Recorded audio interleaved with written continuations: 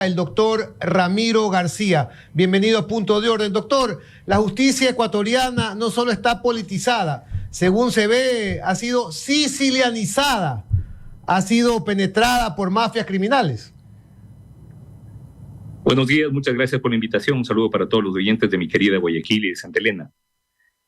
Sí, estamos frente a un fenómeno inédito. Casos de corrupción judicial lo habíamos visto desde hace mucho tiempo. Pero siempre era corrupción judicial ligada a sectores políticos, a sectores económicos o a sectores financieros.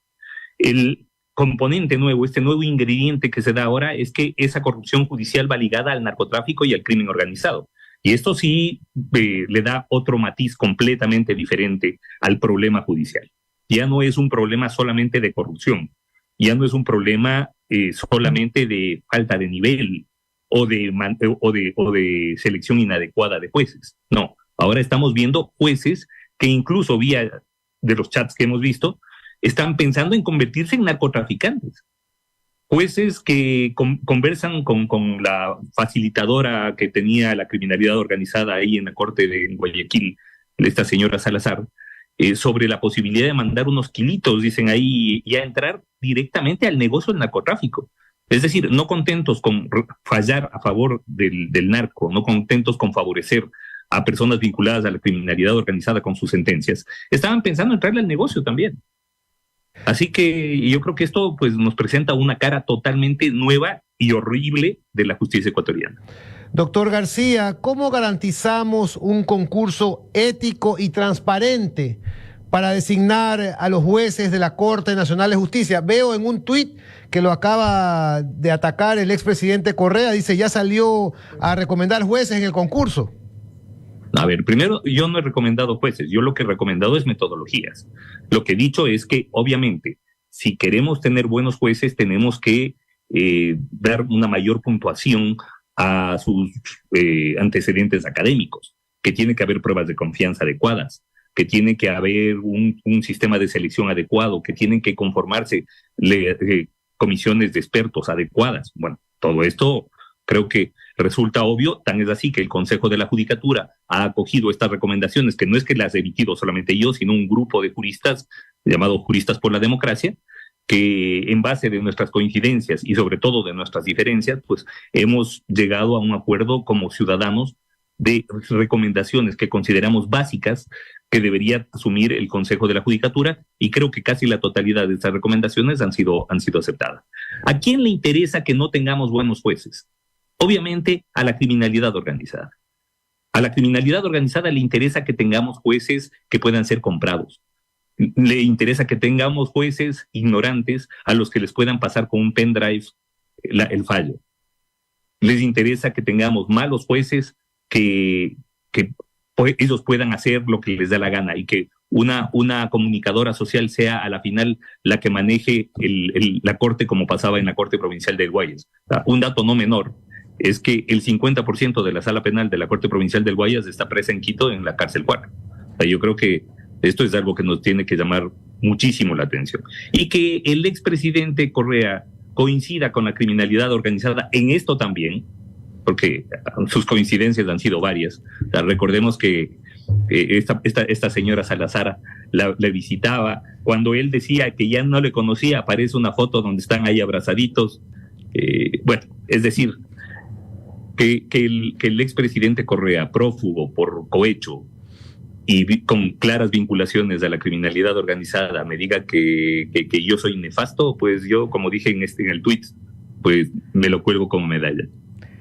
Ramiro, muy buenos días. Carlos de Tomaso lo saluda. Así es, uno no tiene que preocuparse de eso. Aprovecho pues para felicitar sobre este documento que han entregado a este grupo de juristas del cual usted forma parte. Yo lo difundí también acá.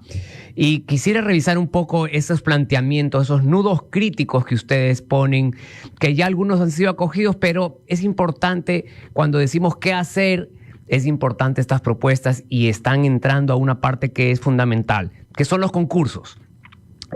Uno de los temas es sobre qué requerimientos y exigencias se piden a los aspirantes de la Corte Nacional de Justicia, y ahí ustedes hacían pues un razonamiento de que deben modificarse, porque no solo debe venir gente de adentro de la función, sino tratar de también que ya se involucren gente que venga de externa. No hay pretexto de que no tienen experiencia, cuando usted mismo decía el otro día en una entrevista que lo vi, había también gente de la Corte Constitucional que tampoco tenía tanta experiencia judicial y han sido excelentes jueces.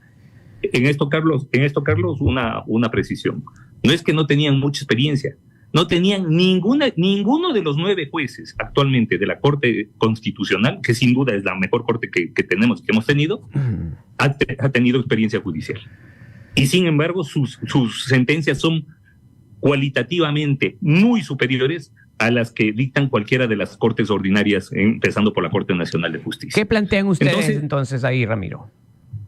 Mira, como yo fui parte de la Comisión de Selección de la Corte Constitucional, y si hay algo que teníamos absolutamente claro, es que en este momento de la historia, en este momento del derecho,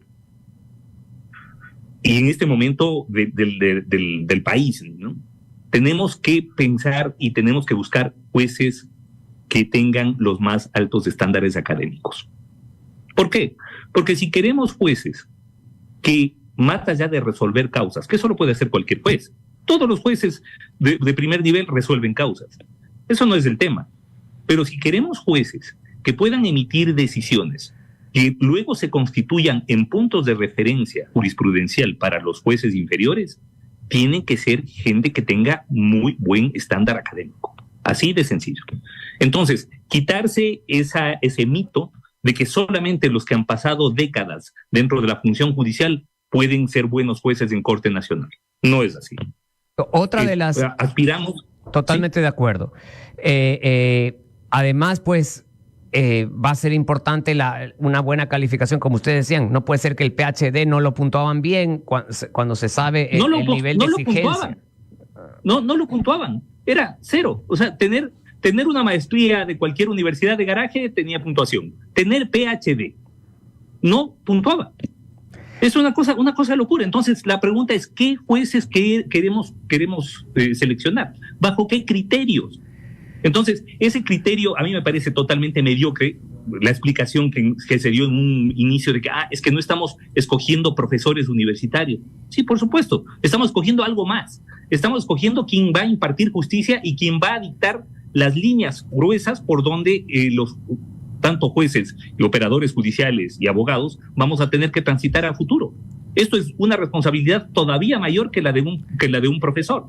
Ahora, Ramiro, los otros nudos críticos, voy a nombrar 2 más, que es la comisión que revisa y que lleva adelante el concurso, más la publicidad y transparencia. En torno a esta comisión, también es un factor importantísimo. De hecho, probablemente le debemos la corte que tenemos también a la comisión que formó parte y que seleccionó a la Corte Constitucional, a la cual usted también forma parte. ¿Qué plantean ustedes respecto a esto, las etapas del concurso y las comisiones estas que estaban previstas en ese mañoso concurso que tenían preparado ya y que por suerte se paralizó?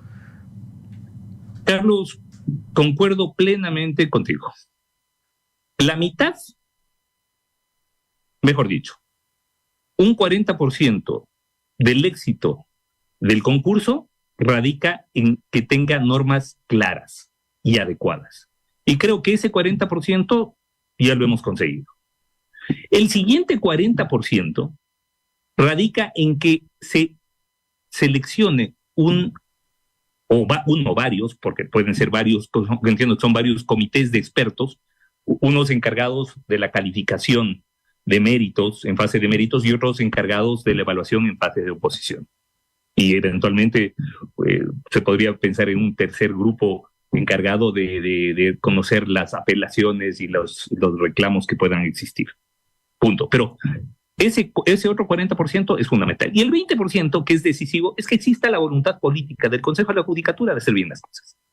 Así de sencillo. De no permitir que nadie meta mano en la conformación de la Corte Nacional. Yo sería un mentiroso si digo que alguien se atrevió siquiera a sugerir nombres cuando nosotros estuvimos en la comisión de selección. Así que en esto, clarito, todo dependerá de que se conforme comités de expertos que sean del nivel del nivel que se exige o superior a los que van a elegir. Así de sencillo.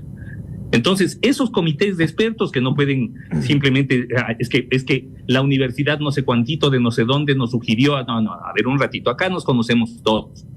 Los expertos tienen que ser de muy alto nivel, tan alto nivel que puedan seleccionar jueces del más alto nivel. Así de sencillo. Entonces, el tema es simple y pasa por ese 20% que yo señalaba hace un momento, que es voluntad política. Si hay la voluntad política de hacer bien las cosas, yo creo que podemos a la final, con todos los problemas y divergencias, llegar a una corte nacional adecuada. Como yo he dicho y se los dije en la cara a los del Consejo de la Judicatura, si es que eligen una corte nacional, la mitad de buena de la Corte Constitucional, yo ya me doy por satisfecho. Ramiro, buenos días. Rodrigo Campos lo saluda, un gusto tenerlo acá. Rodrigo. Para darle un poco de contexto a la ciudadanía, ¿cómo funciona actualmente hoy el concurso de los jueces de la Corte Nacional de Justicia y qué cambios proponen ustedes? ¿Cómo cambiaría la ineficacia y los malos resultados que ha traído este concurso para el país? A ver, todo depende, insisto, de que exista la voluntad de parte del Consejo de la Judicatura.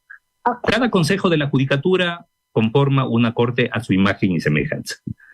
Wilman Terán quiso conformar una corte de delincuentes. Así de sencillo. Quería meter a los jueces del narco a la Corte Nacional. De hecho, varios de los jueces que están ahorita presos estaban de postulantes en el concurso de Wilman Terán. Así que lo primero que se tienen que poner de acuerdo es qué corte quieren. Nosotros, y digo nosotros como grupo de juristas, lo que hemos propuesto es, a ver, nosotros queremos jueces del más alto nivel jurídico y del más alto nivel de honestidad. Con eso nos damos por satisfechos. Lo demás ya vendrá luego. ¿Verdad? Entonces, si queremos jueces del más alto nivel jurídico, lo lógico es que se califiquen sus méritos académicos con puntaje especial. Lo que no tenía lógica es que al doctorado, al PhD, no se le dé puntuación alguna.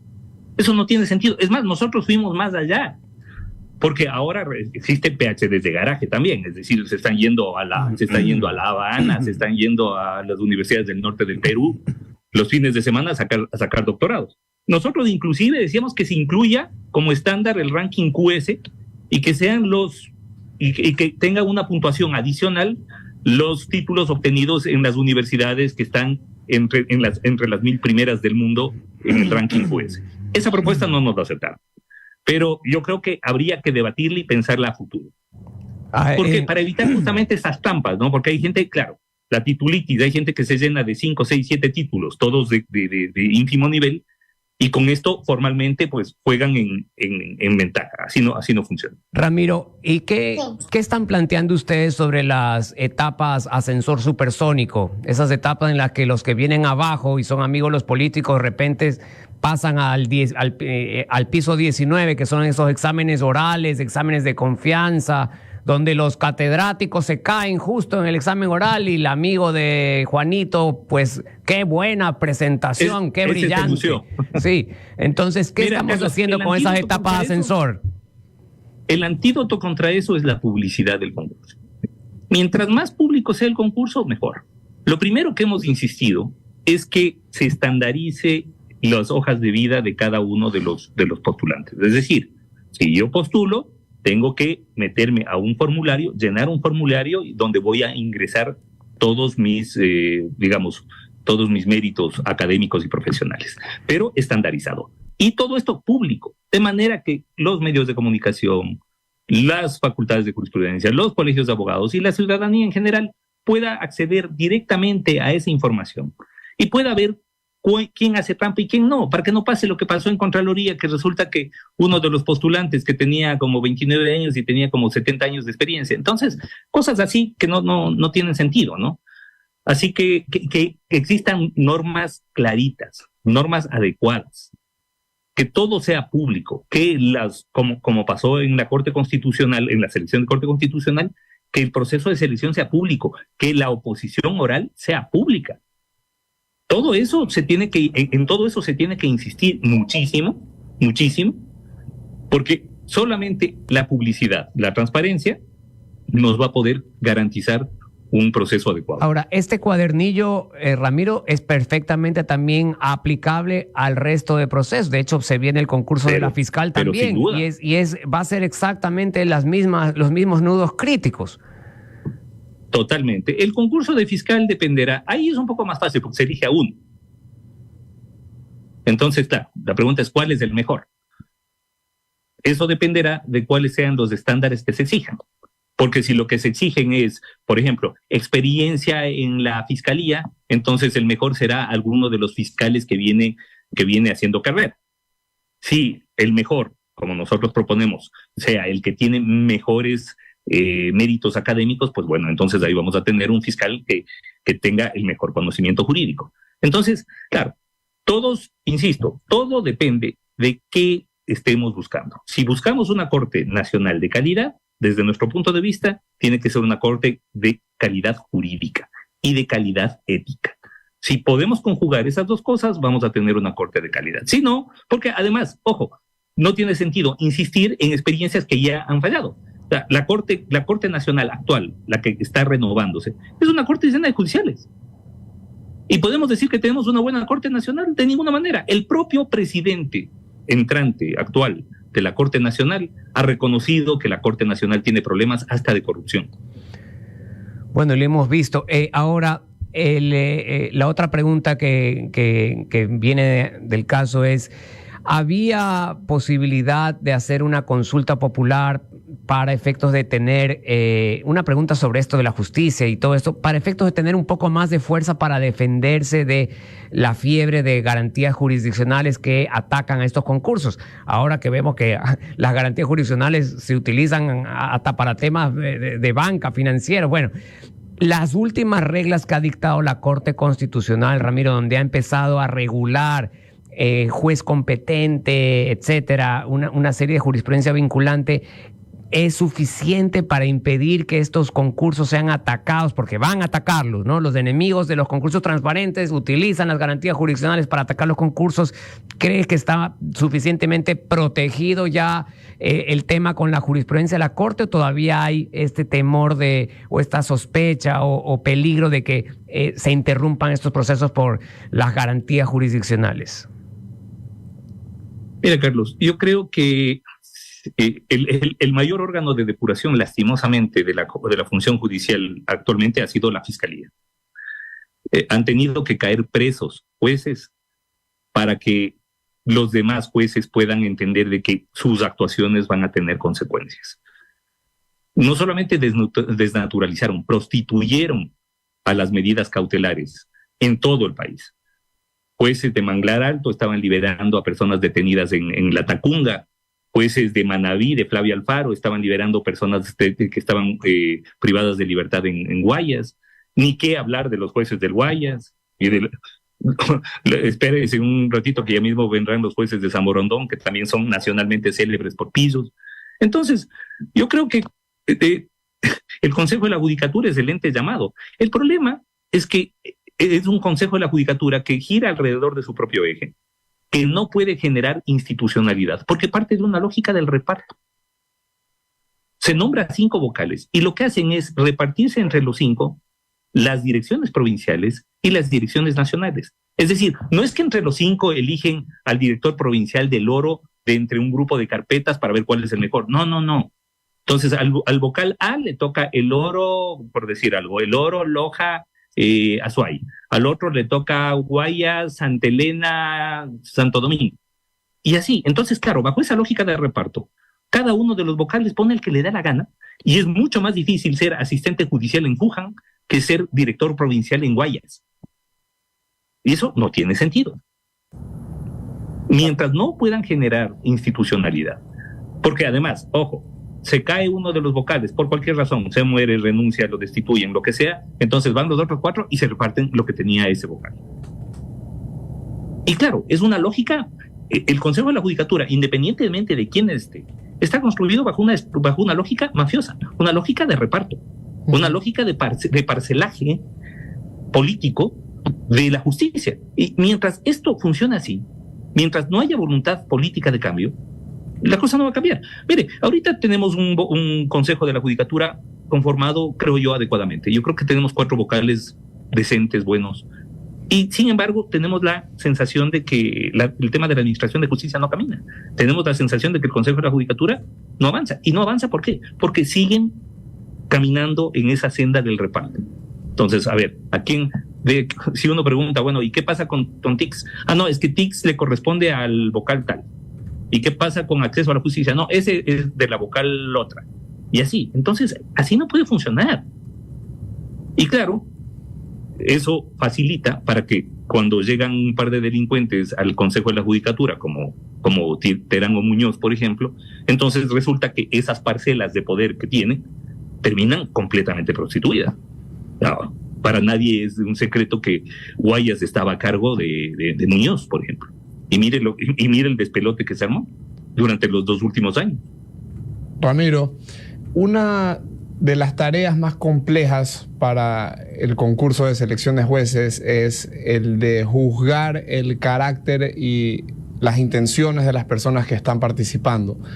¿Qué se puede hacer para poder juzgar mejor la brújula moral que deberían de tener las personas que aspiran a llegar a este cargo? Porque al final del día se puede evaluar la experiencia académica de cada uno, puede ser máster, PhD, lo que sea, pero si es que entra con motivos que no se alinean con los intereses del bien común de los ecuatorianos, al final del día no vamos a llegar a nada. ¿Qué proponen ustedes o cómo cree que se puede contrarrestar esto?